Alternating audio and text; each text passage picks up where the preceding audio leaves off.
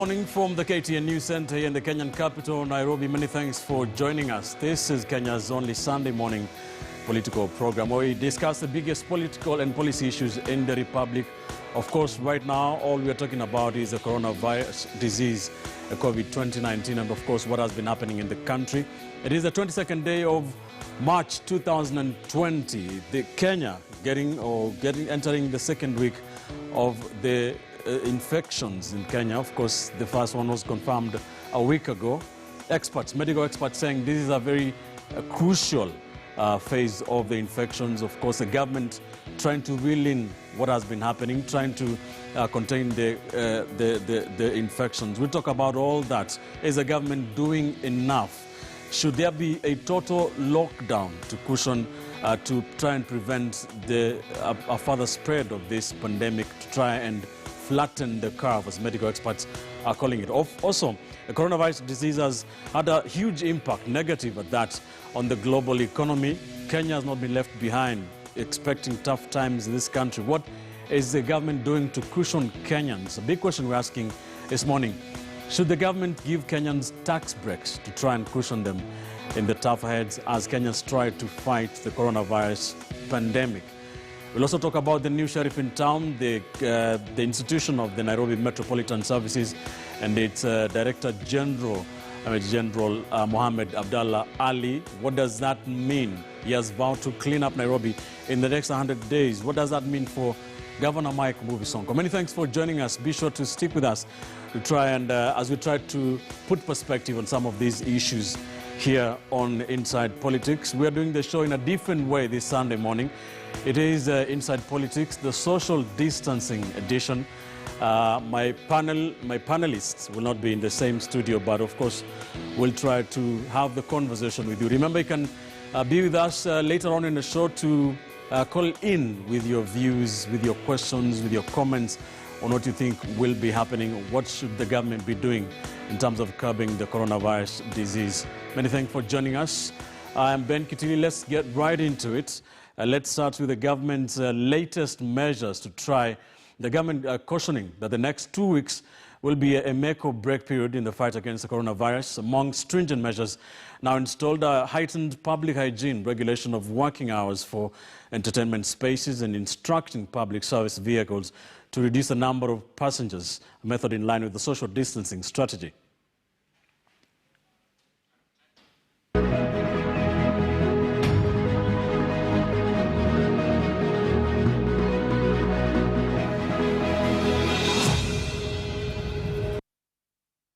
Friday, 20th March 2020, another day for the Kenyan government to announce no new coronavirus infection case for the second day running. 4 more suspected cases have been admitted at Bagathi Isolation Unit since the last update. And 1 case tested negative and is being processed for discharge. And now Kenya says experience is the best teacher, and it is not ready to make mistakes made by China and Italy, currently the leading casualties of the pandemic. Bars and other social spaces are to close their doors to the public by 7:30 every day until further notice. Effective Monday, the 23rd of March 2020. An enforcement of the 1.5-meter distance between persons is to be observed.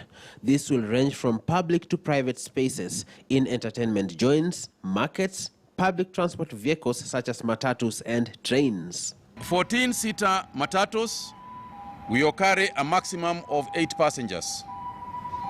25-seater vehicles, a maximum of 15 passengers. 30-seater vehicles and above to maintain a 60% maximum of seating capacity. One reality that worries most Kenyans, especially in towns, is the cost of living, food, house rent, and commuting expenses. Matatus are known for their creativity in justifying hiked fares, including citing rainfall to overcharge commuters. But government says something has to give. The most important of them all, we can save the economy, we can save the transport business, But what we must save, over and above everything else, is Kenyan lives. Random screening for COVID-19 will officially kick off this Saturday, running concurrently with massive cleanup exercises in major cities. County governments will be part of the nationwide effort. The Ministry of Health is going to spray, as you heard from the CS Health, from tomorrow, Gikomba markets and all other markets, up to Kenyatta markets and others. Even though the number of coronavirus infections in Kenya has not spiked as expected, the next 2 weeks will prove very challenging for Kenyans economically and socially as they join in the fight against the dreaded pandemic. Mark Namaswa, KTN News.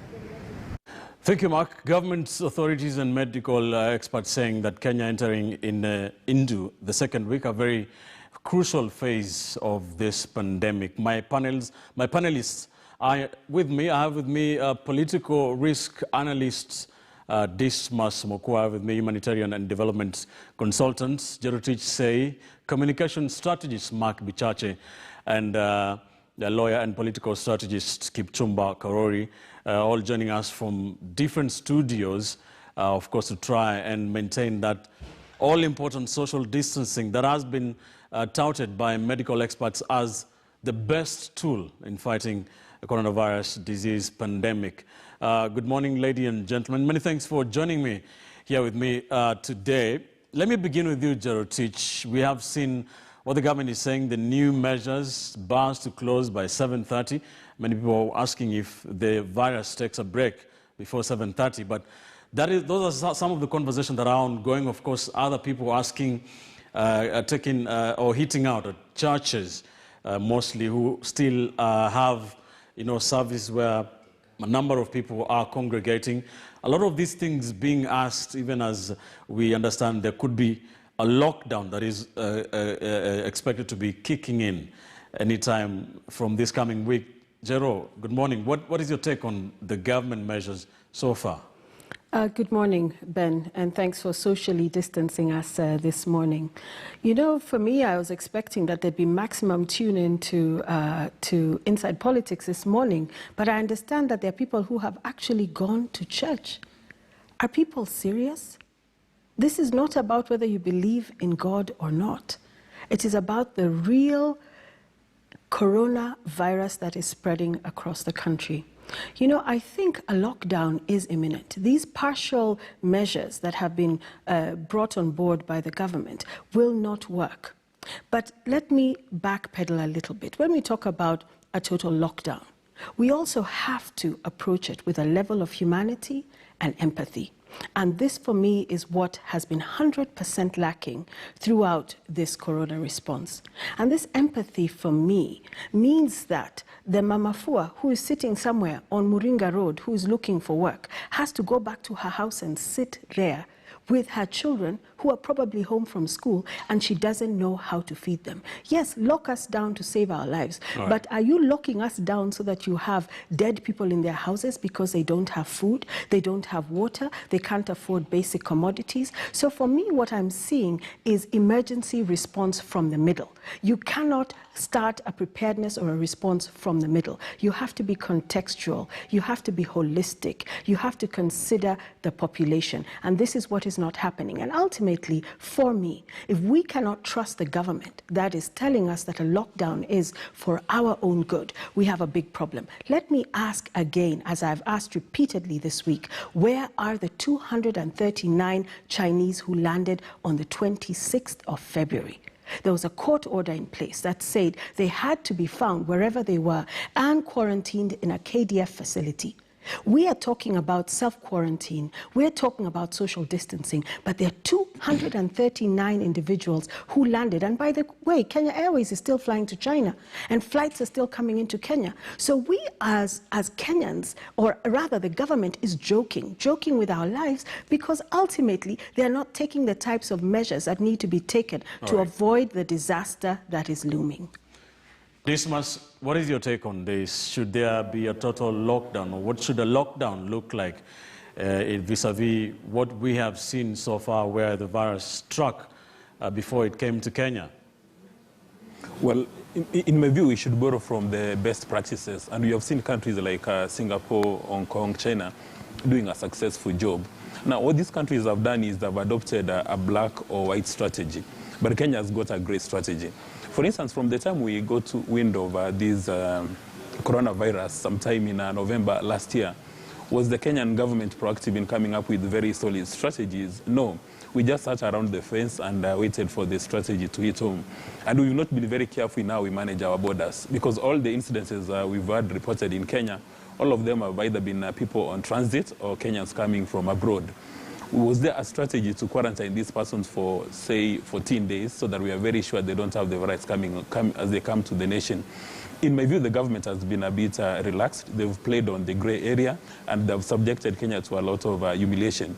And my suggestion would be we go for a complete lockdown, maybe for 2 weeks, but we come up with a safety nets for the vulnerable in society. The people Jerotich are saying, Mama Mboga, people who rely on a day-to-day to get their income coming, we should come up with a strategic position for that. And I know the international partners are willing to assist us in doing those cash transfers.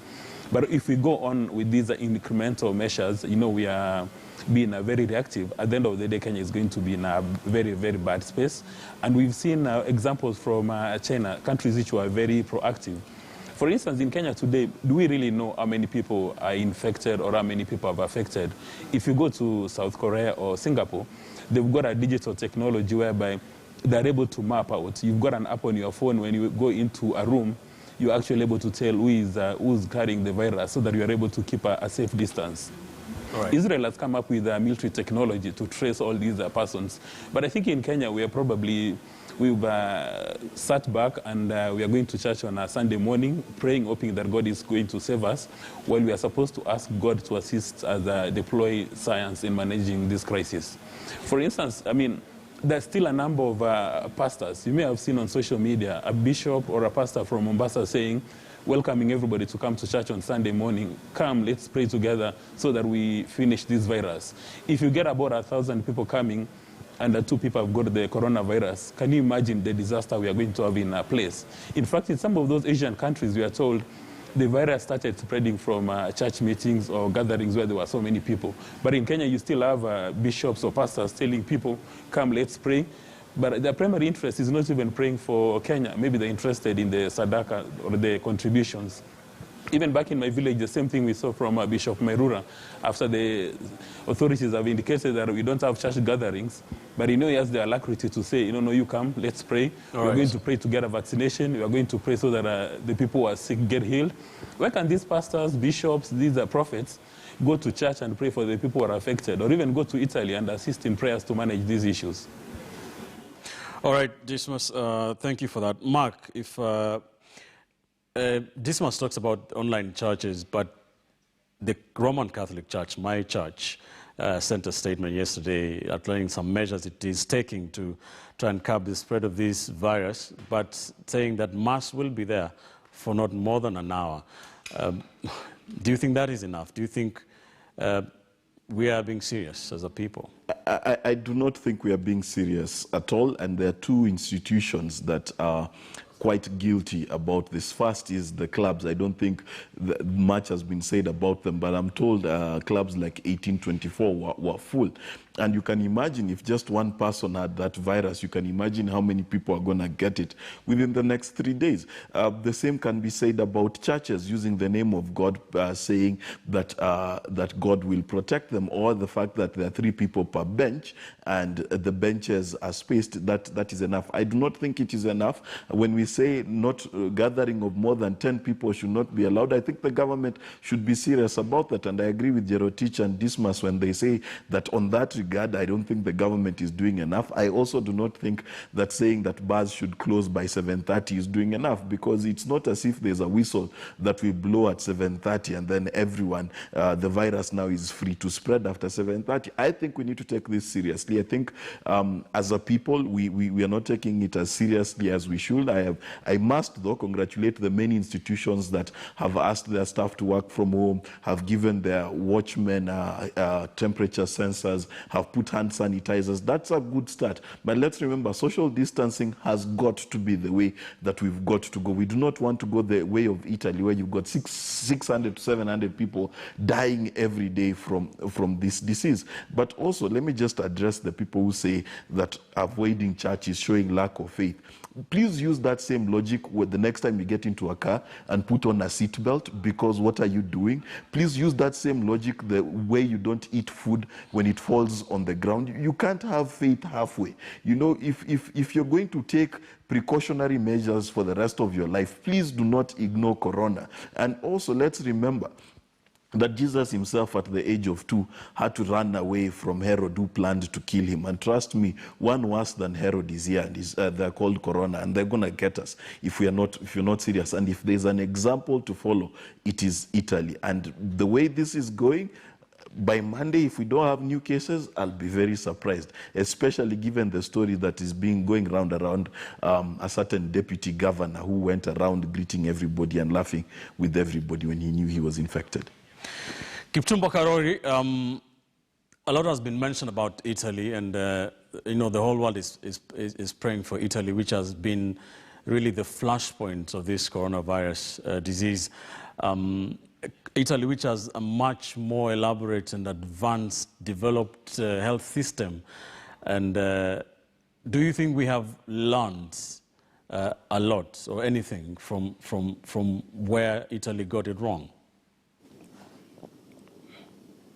Thank you, Ben. I think the question is, we are doing the same thing Italians did, and we might end up where they are, because before the second or the third week of the coronavirus in Italy, the only institution that was serious about coronavirus was the government. The other part of the population, people continued going to the clubs, people continued just using the public means and crowding in places. And I think that is what has led to where Italy is. But when we come back home, I think for the first time, we must congratulate the government for being in the forefront, because currently the people who are backpedaling the whole coronavirus campaign is us, the public. Because if you passed around Langata Road yesterday in the evening, you will think that there is a political rally there. People are still going to clubs in droves, and we are doing the same things. And what people must realize, Ben, is that we must now go the full way in terms of the separation strategy, whereby we have been talking about washing hands with sanitizers, talking about social distancing. It is time now we tell Kenyans what an economic lockdown will mean to us and what an economic lockdown is, because as a country, we do not have the capacity to do an economic lockdown for 2 weeks. So what we can do is to suppress the spread of corona. Look at what our best practice, and I will tell this much, our best practice is not in Hong Kong or in Italy. Our best practice is down here in Uganda. We have seen what Museveni has been doing before the first coronavirus, the patient zero was discovered. So I think what we need to do now is to be targeted in what we are doing. All right, thank you. Let's cross live to the Kenyatta National Hospital, where